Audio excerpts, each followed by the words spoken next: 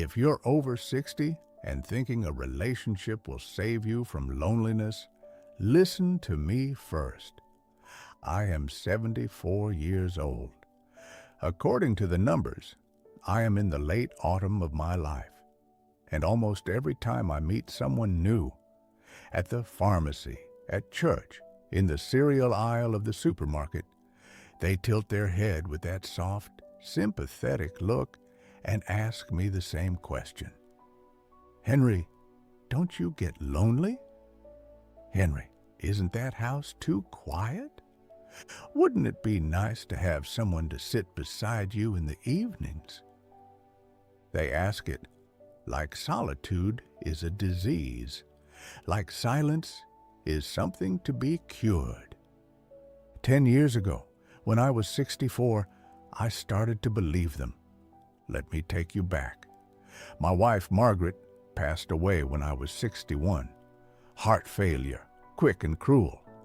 One ordinary Tuesday morning, she was making tea, and by Thursday, I was standing beside a hospital bed, listening to machines breathe for her. When she was gone, the house in Cedar Grove felt cavernous. The ticking clock sounded like thunder. Her slippers were still beside the bed. Her reading glasses still rested on the kitchen counter. For months, I couldn't move them. It felt like erasing her. The first year was brutal. I wandered through rooms like a visitor in my own life. I would sit in her favorite chair and stare at nothing. I lost weight. I forgot dates. I felt split in half. But grief is not a permanent storm. Slowly, it softened. I rebuilt myself in small, quiet ways. I turned the basement into a small workshop. I began restoring old radios, the kind with wooden frames and warm golden dials.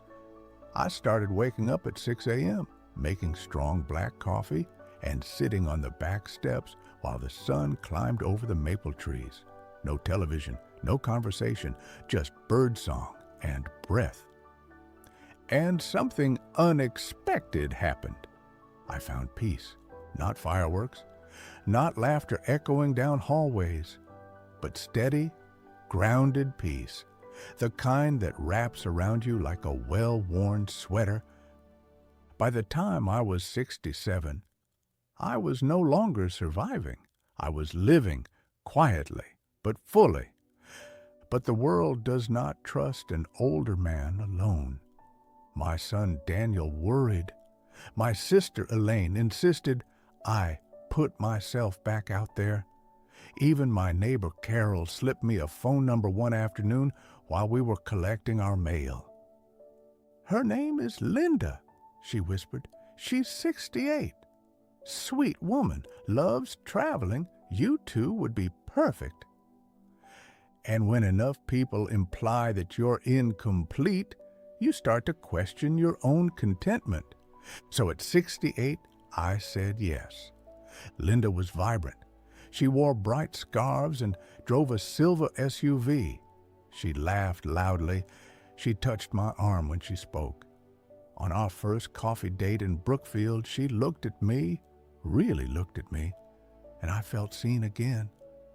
Not as a widower, not as someone's grandfather, but as a man. We began seeing each other regularly.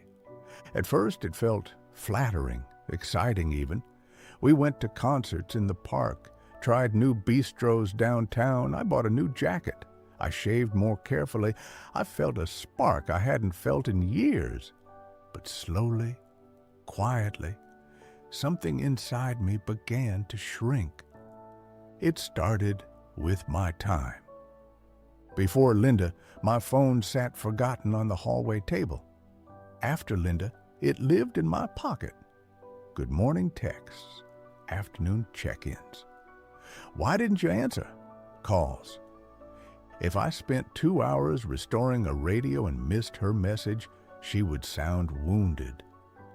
I just worry about you, she'd say, and I would apologize for being unreachable in my own home. Then there was the pace of life. At 68, energy is precious. You wake up with a limited supply. I treasured my afternoons, reading history books, dozing lightly in my armchair. That quiet reset kept me steady. Linda thrived on motion.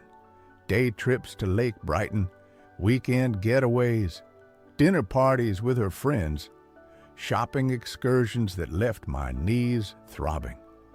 I came home exhausted, physically, emotionally. But when I asked to rest, she would sigh. "We don't have forever, Henry.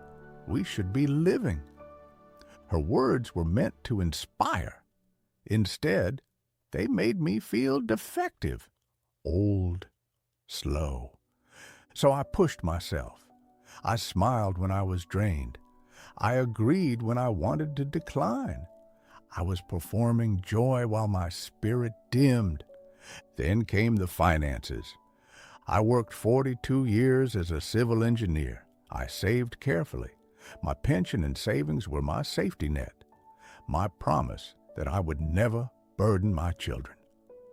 Before Linda, my expenses were simple: groceries, utilities, the occasional antique radio part. With Linda came restaurants twice a week, theater tickets, hotel reservations in charming bed and breakfasts. One night, I opened my bank statement and felt a chill run through me. I was dipping into money I had set aside for medical care, for emergencies, for dignity. When I gently suggested we slow down, she laughed. "You can't take it with you." But at our age, you must protect what you have. There are no second careers at 70, no financial do-overs. The breaking point came one quiet Sunday morning. She had stayed over. I woke at dawn, craving my ritual: coffee, silence, sunrise. Instead, the television blared in the living room. The scent of strong perfume filled the air. She had rearranged my bookshelves to brighten things up. Decorative cushions replaced the old wool blanket Margaret had stitched decades ago. My house no longer felt like mine. I stood there holding my mug and realized something devastating. In trying not to be lonely, I had abandoned myself. I had traded peace for noise, security for appearances, authenticity for approval. I ended the relationship a week later. There were tears, accusations. She told me I would regret choosing solitude. My son was disappointed. Friends were confused. But when she drove away for the last time, I walked back into my house, turned off the television, sat in my worn leather chair, and felt the silence settle over me like grace. It was not empty. It was sacred. That was 6 years ago. I am 74 now. I have not dated since. And here is what I have learned. Loneliness and solitude are not the same thing. Loneliness is hunger. Solitude is nourishment. When I was with Linda, I was rarely alone, yet I felt unseen, unheard. Now, I spend most days by myself, yet I feel whole. At this age, peace is the highest currency, more valuable than romance, more valuable than validation. When you invite someone into your life, you also invite their chaos, their expectations, their fears. When you are young, you have the stamina to navigate that storm. When you are older, you deserve calm waters. Yes, sometimes on winter evenings or anniversaries, I feel a brief ache, a memory, a longing, but it passes because I know the cost of companionship when it demands your essence. If you find someone who honors your rhythm, protects your peace and fits gently into your life, that is a blessing. Hold on to it. But never dismantle your hard-earned serenity just to avoid the word alone. Silence is not the enemy. Silence is where you meet yourself again. And at 74, I have discovered that I am enough company for my own soul. Do not let the fear of dying alone force you to live in quiet misery. Protect your space, guard your time, defend your savings, but above all, defend your peace. It is the one treasure that remains when everything else fades.